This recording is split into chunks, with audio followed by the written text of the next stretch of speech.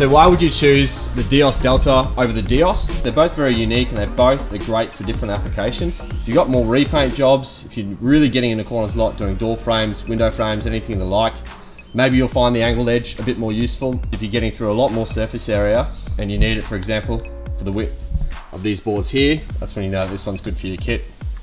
Happy days. Thanks again. Awesome. Cheers for coming out. Enjoy.